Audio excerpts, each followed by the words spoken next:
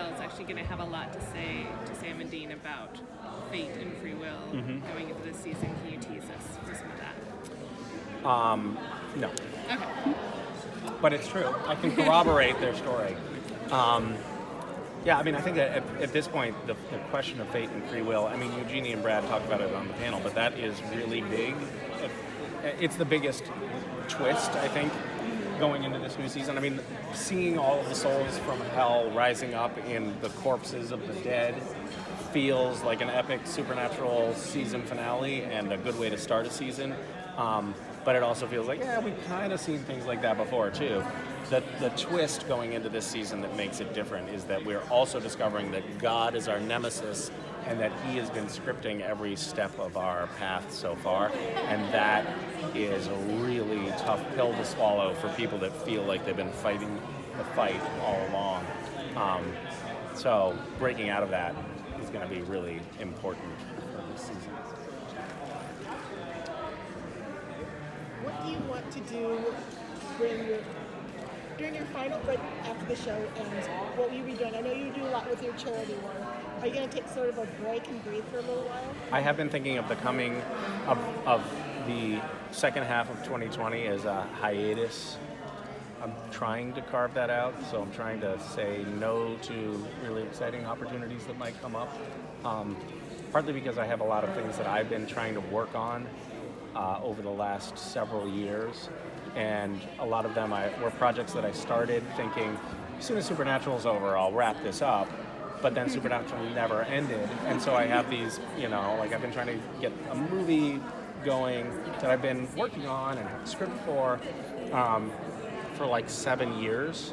It's like, fuck, can we get that done, So having the time off from Supernatural is going to allow me to do things like that. I'm also working on a book of poetry that I'm going to, it's almost done, and I'll be, I don't know, there might be like offshoots of this family cookbook that me and my wife wrote that's called, I'm now plugging it, the Adventurous Eaters Club.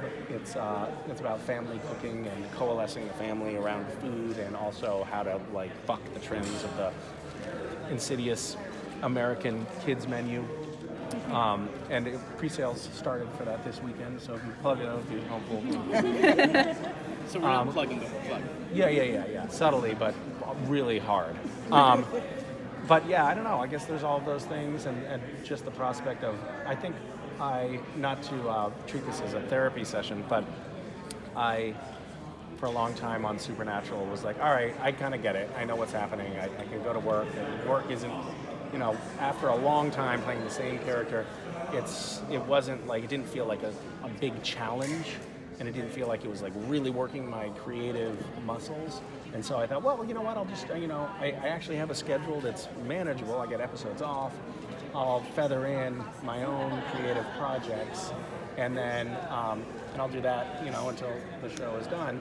And I feathered in way too many things, and then ended up having no free time, and have been kind of, burning myself out a little bit. And partly I thought, well, I'll do this just for a little while, just until the show's done. But then again, the show never ended, so it went on, for a decade, and now the prospect of having some time and space is really exciting. So there are silver linings to the end of the show. It's bittersweet. We're all very sad about a lot of aspects of the ending of the show, but there's also there's also a hole in the calendar coming up, and that's a nice thing for me at least. But we're gonna miss each other. We're gonna miss the fandom. We're gonna miss being famous.